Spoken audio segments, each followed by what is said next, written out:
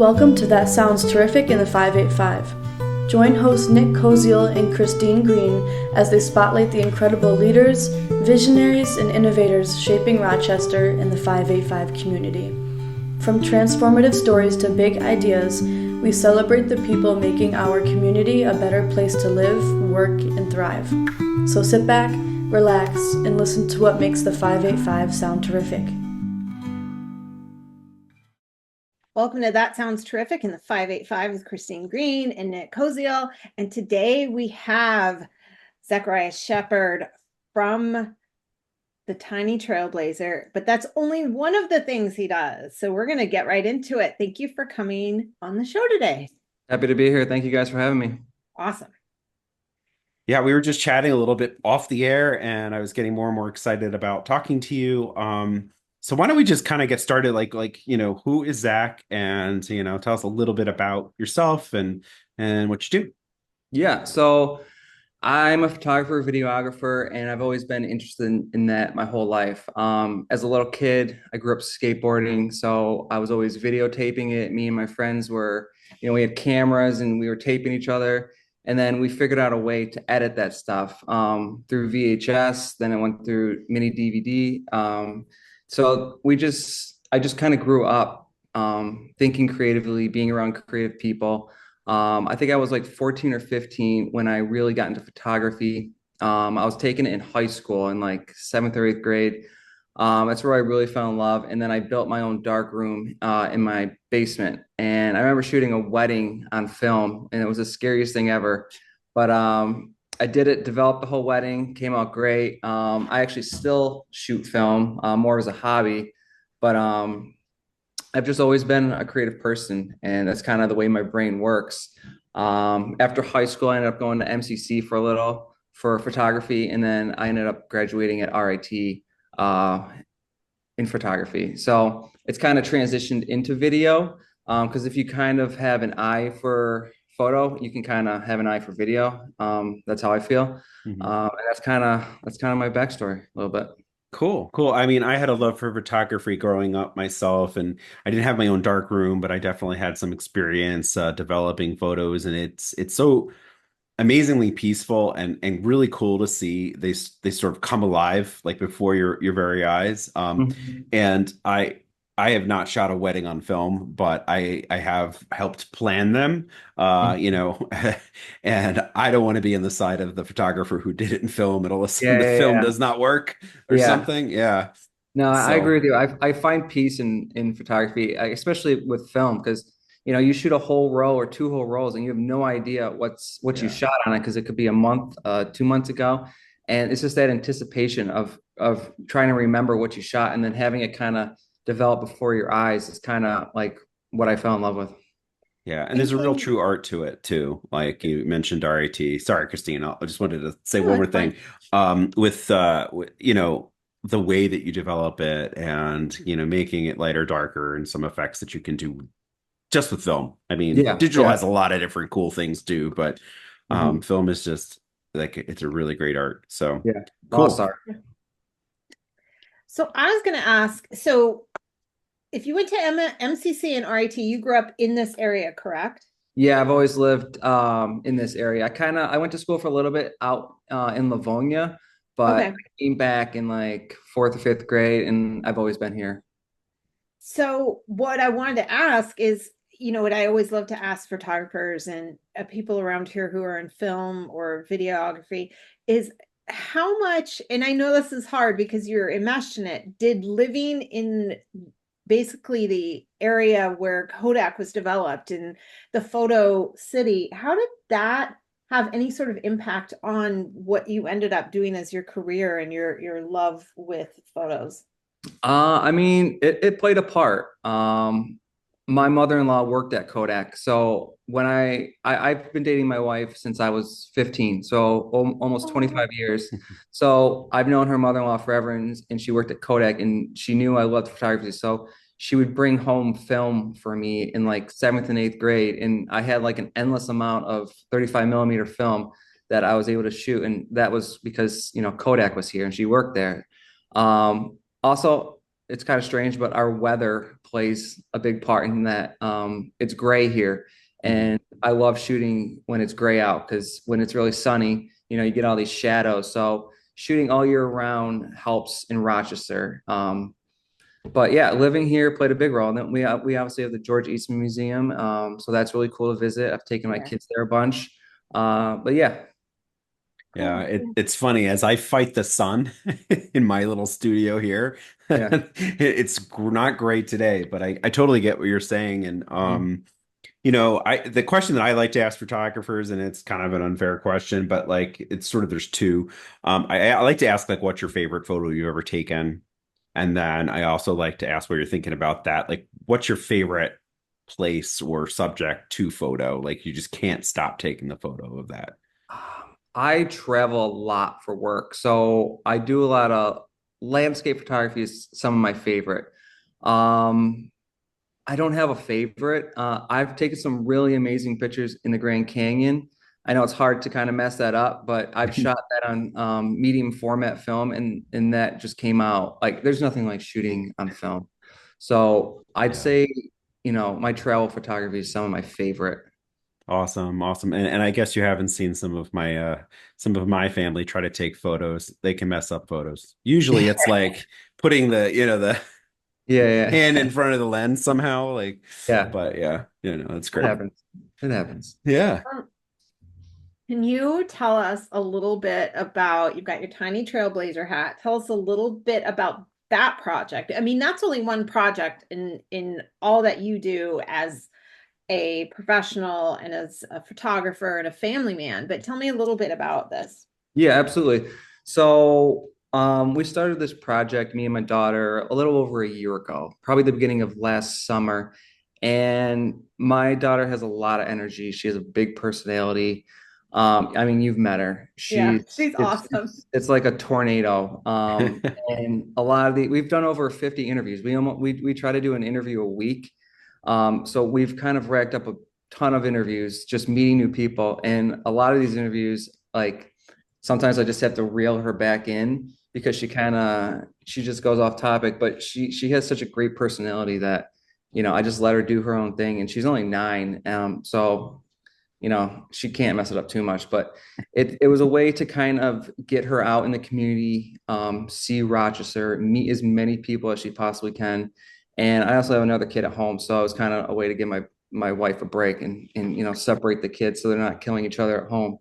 But I just wanted to share my passion with her, which is being creative, photography, video, and she kind of shares that as well. I mean, 3, 4 years ago when she was 5 or 6, I gave her one of my old DSLR cameras, and we would just walk around the city, and I'd let her take pictures, and she loved it. So she's enjoying it, and we're having a good time with it. That's awesome. I Yeah. know that she's had some favorite interviews and she told me about them for 585 Kids and she has some Yeah. dream interviews. Yeah. Have you guys as a team ever had an interview that you as the videographer and dad have thought this is the wildest time? Um, I don't know about wildest, but so we don't give her sugar at home because I know what it does to her. And we went and met the owner of Chicken Out, Adam, and Yeah. it was the first time meeting him.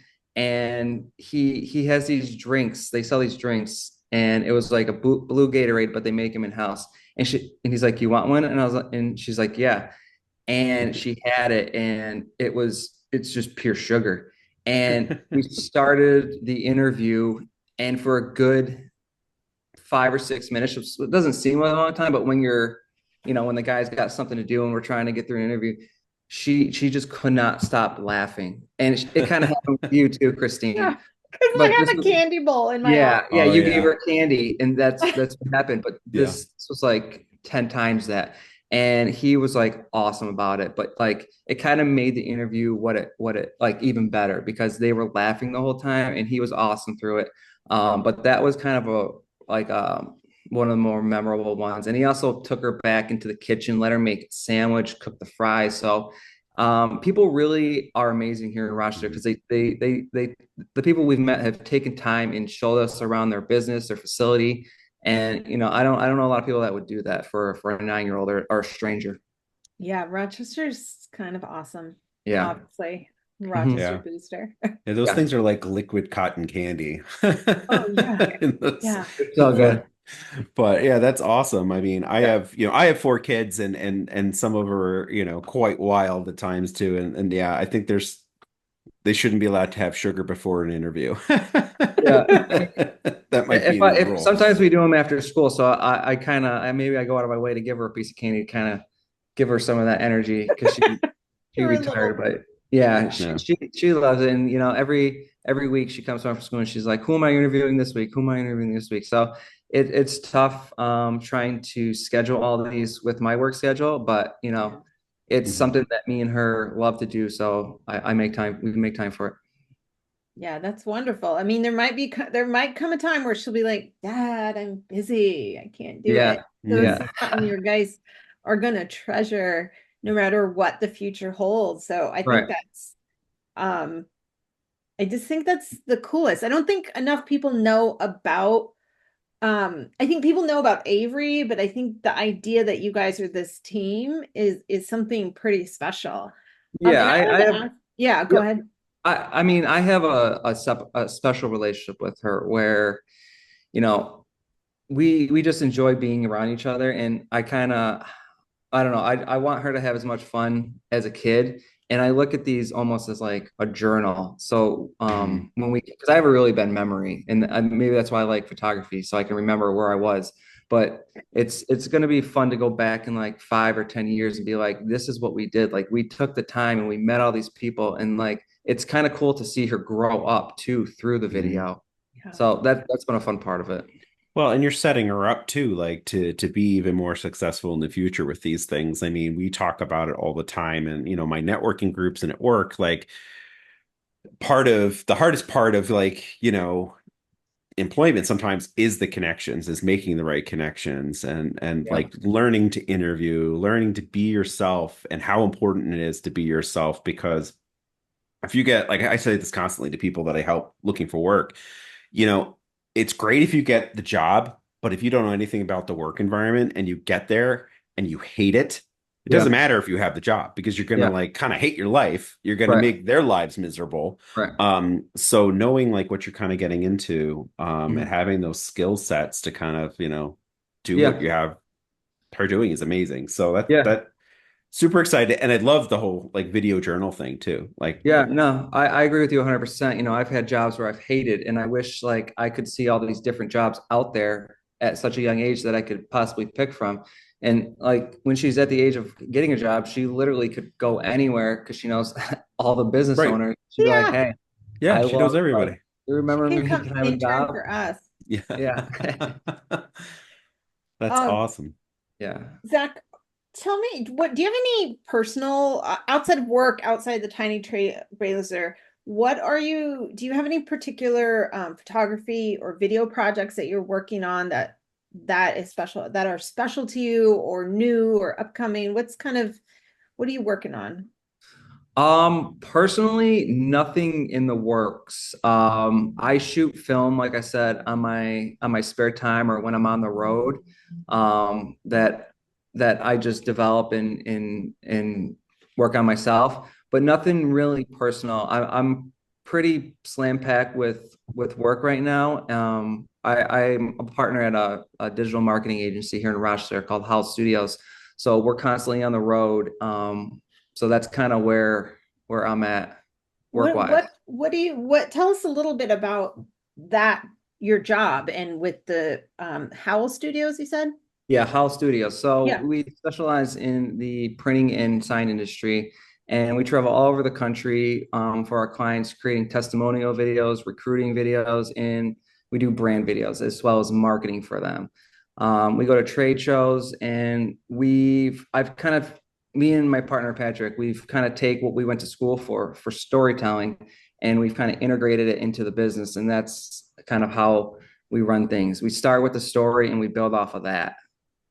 Yeah. Nick's really into storytelling, like the whole concept of it, right, Yeah. Nick? I like stories. Yeah. You like writing them too. I think we've I got some good storytellers I here, you I know? do. And I'm trying to remember recently, I think it was in one of these podcasts, you put out a lot of the of TST, but someone Hmm. was talking about the power of storytelling Hmm. in almost any job, whether Yeah. you're a teacher, in, sales, if you're in, advertising. Yeah. Yeah, I think it's Yeah. very important. You're Yeah. probably talking about Lindsay Hotmeyer, who was the most recent one, talked about storytelling, and that's kind of like Yeah, how her coaching and all that other stuff and her brand Yeah. is all about. And she talked a lot about Native American tradition of like oh gosh, what was it called? Yeah. Spirit, it's like spiritual package, something I can't remember. They got a baggage basically that they bring, and each thing has a story, and that's what they would collect, right? Could be a feather, could be a rock, or and every that's how they kind of told their stories verbally through the years, right? Right. Acting them out and having physical objects. But I mean, a lot I of I'm sorry, I'll let you I'll let you. I gotta let the no, guest no. talk too. Um, but go ahead, Zach. Yeah. No, I was gonna say like it all starts with storytelling, and I think like even if like we have clients that where it's not like a story that I'm interested in, but if you have a passion for storytelling and you care about like telling their story, then it's easy to film it. It's easy to make it personal, and you really have to be a people person and care about what they're doing to dive deep into that. And I think that's kind of what we specialize in. We're really good at. Awesome. Awesome. Yeah, And kind of like what TST started about was helping to tell and share stories about people that are doing great things in the community. Yeah. So I know you said you don't have any like real projects coming up, but like what's in the future for like what you'd like to do? Either with Tiny Trailblazer or personal projects. Like, are there Yeah. certain people you want to meet or like, As far as Tiny Trailblazer goes, our process is just anyone who's got an interesting job, an interesting story, will reach out. It's if it'll make a cool video and my daughter Avery is interested, we're down to meet you. We're down to come and talk to you and make a little video. And then as far as personal stuff, I've always been very interested in documentary stuff. I started a side project with my buddy who lives out in California called Side Roads, and we would travel the country. And we started a little zine where it was mainly photography, but I've had this itch lately to kind of do more of that, but with video and find maybe an interesting story in Rochester, someone that kind of flies under the radar and kind of tell their story, but dive deeper into that instead of these 1 or 2 minute videos that I've been doing with Avery. But that's kind of where my head has been with the personal projects. It's time. Time is tough. oh God, Uh, yeah. mhm. Work, family, things get crazy, but you got to make time for that stuff. Yeah. Yeah, for sure. Tell me about a little more about the Side Roads project. Like, so you talked a little bit about, so why Side Roads? What is that about? It's all started with my best friend. He moved away a few years ago, and every once in a while, I'll hop on a plane and we'll just meet up and we'll rent a car and we'll just drive. And we were just driving down side roads, side streets. We were just aimlessly driving. So we started this little magazine called Side Roads, and we would pull the car over. We saw something cool, take pictures. But like I said, family, work, it kind of gets it kind of takes up your time and you got to prioritize what's important. But that was just a project we worked on a while ago and that's been on my mind recently. So, and Nick, I'm sorry, I keep thinking of all these questions. You don't mind me jumping in No, here? just keep going. This is Um, great. I love watching. so when you first came on, you said you talked about when you were young and you would skateboard Yeah. and you would video. Now, do you still skate? And do you ever take photos of skaters around the area, like at the skate park? I don't. I've kind of retired that lifestyle. Yeah. If I get hurt, I can't work and then I can't feed my family. Yeah. So I think the last time I hopped on a skateboard was I put Avery's bike in my car and in my skateboard. It was like the middle of COVID. And we're like, let's just go find a parking lot. And I rode the skateboard and she rode her bike.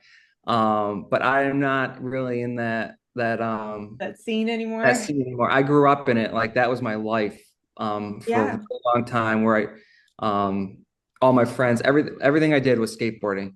But I went to college, found a job, and then I had time kills everything. Yeah, yeah. No, skateboarding is a really interesting subculture, and I think sometimes people from the outside kind of look at skateboarding as it's just a kid thing. And yes, we may get older and not skate anymore, but it's just really interesting. And I think a lot of really amazing art comes out of the skater community. Yeah, So we have an amazing skateboard scene here in Rochester. I know they just built a skate park.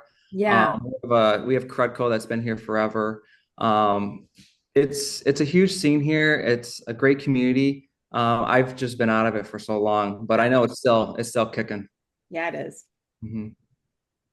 Yeah, it's awesome. I mean, I did a little skating when I was younger, but I definitely did not get the knack of it. Yeah. So I went more to the, roller hockey, ice hockey range of Okay. things. But Yeah. I do remember that one of the fights that, still continues to this day, I'm sure, is where we can skate, right? So skate parks were not a big thing when I was younger. Yeah. I mean, even just we used to skate on sort of an abandoned tennis court, which Yeah. people every Yeah. now and then would come in and like be like, "This is a tennis court." There's like Yeah. I no did the same. nets, but Hmm. one of the things that I thought was sort of a travesty in my area, and I didn't grow up in Rochester, but our town actually put in a skate park, and it was like sort of innovative for its time. But like the hours were ridiculous. They like closed it at like 5 o'clock. So like after school, like you'd have to Oh, break don't. in, and then they get in trouble for like climbing over. Like never Yeah. seen fences that high. Yeah, I mean, it almost sounds like they're setting the kids up for failure. I Right. mean, Sure. you like I grew up skateboarding a long time ago where it wasn't largely accepted as it is now. So, we'd be skating places we went and like I'd be 12, 13 and the cops would come or people call the cops and they come take our skateboards. We had to have our moms go down to the police Yeah. department. I mean, I was skating old tennis courts like you. But to have the hours at 5 where kids are just getting out of school, it seems like they're setting them up for failure when all we were looking for was a place to release our energy and hang out with our friends. Yeah. So Yeah. it's kind of sad Yeah. that happened. Yeah, and I've seen some great video, honestly, when you talk about video of like people assisting and helping younger kids. Like a lot of times you see the skateboarders and all the adults are like thinking, oh, they're, delinquents or whatever, but there's been a number of really cool positive things that I've seen Sure. happen where they're helping, Hmm. young kids learning to skate or like Yeah. clearing the way and all that other stuff. So I think like Christine said, it's this amazing subculture that if you take the time to really get to know or be a part of, you'll understand how, cool they are. So, Yeah, absolutely. but I think we went down a side, a Yeah, side I'm road there. sorry. Total Yeah. sidebar. I was like, tell me about skating. No, That's But that's okay. it's really gonna what be we in the are. zine, hopefully, Yeah. Yeah. Part of my Um, story. what do you love? I mean, we hit on this a little bit, but is there anything like what do you love about the 585 in Rochester? And what like kind of obviously your family, but what kind of like grounds you here and keeps this home to you? Yeah, I mean, I'll start off with telling you what I don't like, and that's the weather. I Mhm. hate the snow. Same. I hate being cold. But Same. other than that, love everything else. We have a great school system. We have great hospitals. We have great food. I travel everywhere, and very appreciative of the food we have here. We got a little bit of everything. The people are amazing. Um, I could keep going on and on, but those are the main that's what keeps us here is the food, the people, the schools, and we have great hospitals. And I mean, you can't beat that. Especially when I'm looking at it as from like a family view, like not just like I'm a younger person. I'm looking at it as like a family man, like what's good for my kids. And it's a great place to live if you have kids minus the snow. I hate the snow. Yeah. Well, Some some kids kids like like the snow. snow. Yeah, the kids like the snow. I think I've taken my kids sledding in like once in like 10 years because I hate going out. That's how I was always like, oh, Oh God, Yeah. I don't have to want to walk up the hill Yeah. again. I don't want to put a mitten on anyone. Yeah. Oh I, my I God. I Yeah. go to Florida like once a month or every other month, so I get my vitamin D at least Oh, from there. So so Is that through nice. like video shoots and stuff, yeah, right? we got a lot of clients out that way, so I'm very appreciative of That's the kind of on purpose, I'm sure. yeah, Accidentally yeah. on purpose. Sorry, honey. Got to go to Florida again. I got a Yeah. video shoot. Are your clients, just to circle back just really quick, so your clients with work, they what are do you hit kind of mostly the East Coast or kind of all over the place? It's everywhere. A lot of our clients have, for example, we have a company, we work with a company called TRG, and they're one of the biggest box building manufacturers in the country. So they have 27 branches scattered throughout the country, and we visit each one, and we make little videos for each location. So that's just one example of us traveling all over the country, but we have a lot of those kind of clients that have different multiple locations scattered out. So we have a pretty big team here that we split up the travel, but I like to pick when we go to Florida or out west. So Zach is kind of like Antarctica shoot. All right, well that's someone else. Alaska shoot. Oh, it's winter there. That's someone else. Pretty, pretty much. Florida, Hawaii, California. Yeah. I always go. I love Florida's my favorite place in the world. I know people like the people there are just what you would think, but there's something special about Florida. I don't know what it is, but I love it. I've never been. I love Oh, it's too hot for me. But I've only gone in like the August and stuff like it. that. So Okay. that's like That the does sound worst time to terrible. go. Yeah. Yeah. Oh yeah, that's the other show. That sounds terrifying. Yeah, we should We should have have a a whole Florida episode man. on, and some of the people of Florida should Oh, also be on that show. they're out there. Yeah. Yeah. Unfortunately, they're everywhere. All the people. We have great people and terrific people like you, and we have terrifying people too. But Yeah. yeah, so all right, cool.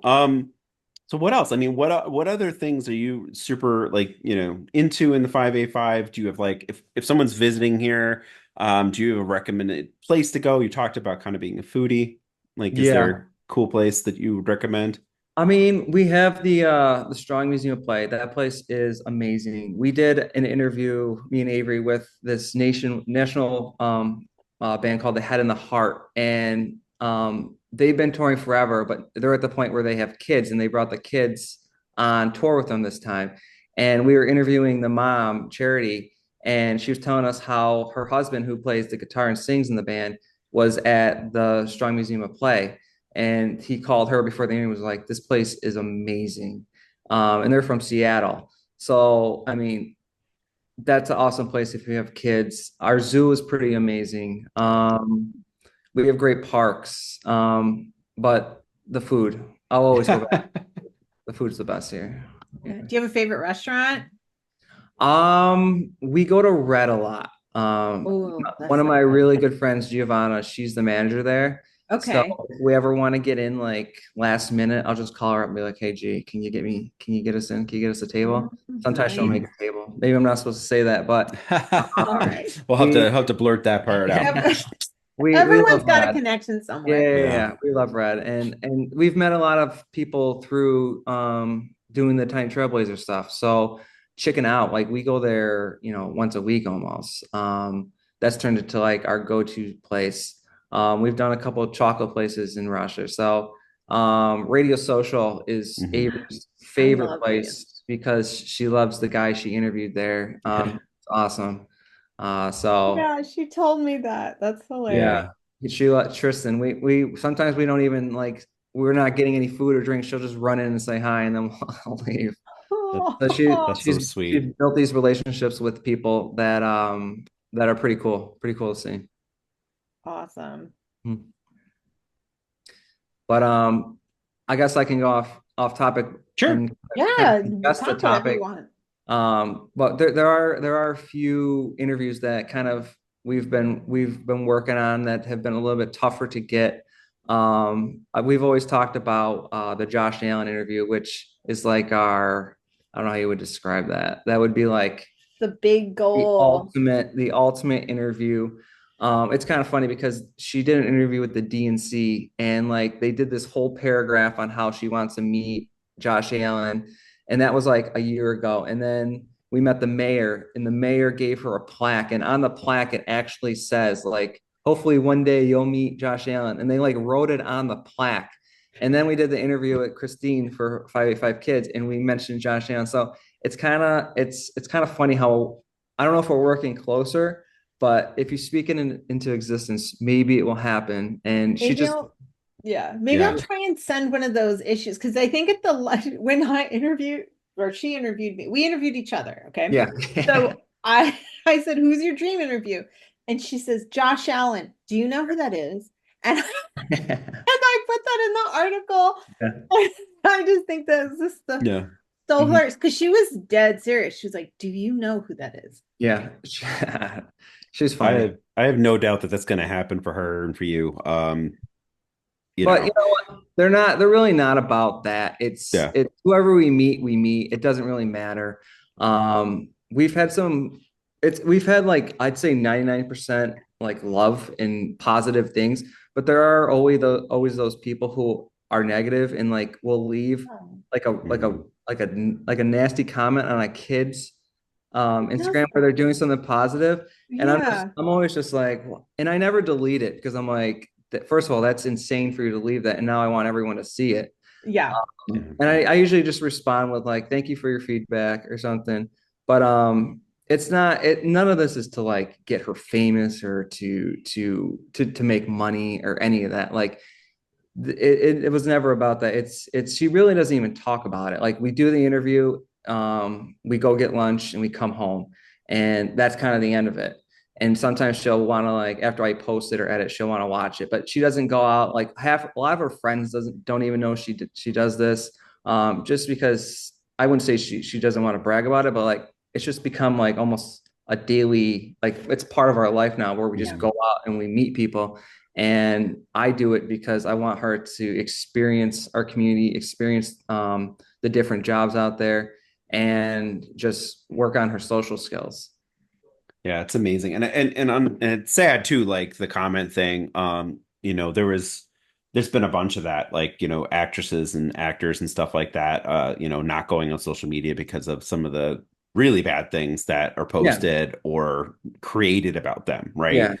Um, I think so when you do anything positive, there's people out there sitting on a couch that are just miserable and they want to bring you down to their level. And I accept that for what it is, but it's a kid. And another thing people always Yeah. do is people constantly reach out to us on social media and they reach out to like Avery's running the account. yeah, And Avery, I have such a fear of social media, and that's always been our concern. Is me and my wife have this conversation where, like, should we do this or should we not do this? And I always go back to I don't want to not do something because we're afraid of right. people. So she is not allowed on social media. She doesn't touch her Instagram. She doesn't touch her Facebook. She's not allowed to message anyone. I control all of that. Um, and that I think that's the safest way of doing Yeah. things. But you can't hide her from the world just because there's, crazy and sick people out there. Me and my wife protect her with every bone of our body. Like everything is to protect our kids. But, she has a passion for this and we're not going to stop doing it just because of, certain people. Yeah. Yeah, you Love have to that. be safe about things and Yeah. absolutely. My son wants to run his own YouTube channel about gaming and Mhm. he's really like he's been creating videos. So I created him an account and we're going to kind of do something similar, right? Yeah. But that's a great way to approach it. And yeah, we should not be afraid to let our kids express themselves and Yeah. You just have to be careful. You got to do it with them. yeah. Because like I said, there's some crazy people out there. There's some Yeah, sick there people are. out there. And I mean, it's your job as a parent to protect your kids. And everything we do, everything me and my wife do is to make sure our kids are safe. Yeah. Well, Yeah. that's a great approach to everything. Yeah. Appreciate you kind of trailblazing that, right? Yeah. So, keeping that open for and opportunities and you are inspiring others to do the same, right? Or something similar. Trying. Absolutely. Yeah. And it's, you do your best. My kids are adultish, you Mhm. know, and so it's all different now. But hopefully you set this firm foundation, and I see you doing that with Avery and Nick with your kids, like, and that's all you can hope for, is that you've set a good foundation, you've kept them safe, and that they can take it from there. Yeah, absolutely. And the day she doesn't want to do it, or the day she's like, I don't, let's stop doing this, we don't do it. Yep. It's as simple as that. But this whole thing has kind of turned into time that we get to spend, together. Like, we pack the car up with gear. We work on the questions together. We go meet the people, and then our favorite part is we go get lunch or dinner after it. And we just get to hang out. And she's 9 years old, and she's growing up really quickly. And I try to just appreciate and take every moment I have with her, because every time I turn around, she's getting bigger, and it's scary. So that's why, I want to do this with her, and just spend as much time as I can with her. Yeah. No, it's great. Love it. I mean, we have our first out in college right now, and looking back, and it's weird that, you were talking about video diary and all that stuff. And I was just looking through some old files because I was trying to clear some things out, and I found all these old videos of her, doing gymnastics and all sorts of other stuff that she loved doing. Yeah. So it does go quickly, and it is sort of fleeting. But then, Christine, I'm sure you're experiencing this too. There's a different relationship that develops, and that's amazing too. So, really, really cool. But I mean, I don't know, Christine, do you have any other questions, or? I kind of hit on everything I wanted to ask. What about you, Awesome. Nick? Yeah, I think, Zach, this is the point of the show. Or is there, I know you've shared a couple things that you wanted to share too, but is there anything that we haven't talked about that you definitely want to kind of express or share? No, I had a great time. I think we hit on some really cool topics. Anyone out there listening that has a cool job, or does something cool that wants to chat, reach out to us on Instagram. Mhm. We're always looking for cool people to interview.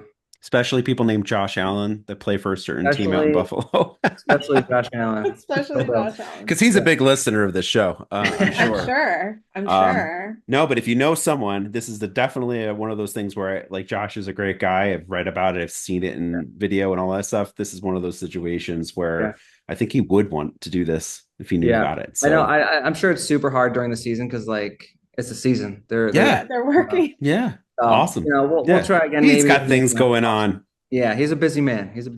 But I'm sure one day we'll meet him. Yeah. Well, thanks so much for being on the show, Zach. We really I appreciate enjoyed it. having you on. Thank you so much. It's awesome. I appreciate it. Nick, Christine, thank you so much for having me. Thank you for joining us for another episode of That Sounds Terrific in the 585. Check out our website, www.thatsoundsterrific.com, to see a full list of episodes and learn more about our hosts, Nick Koziel and Christine Green.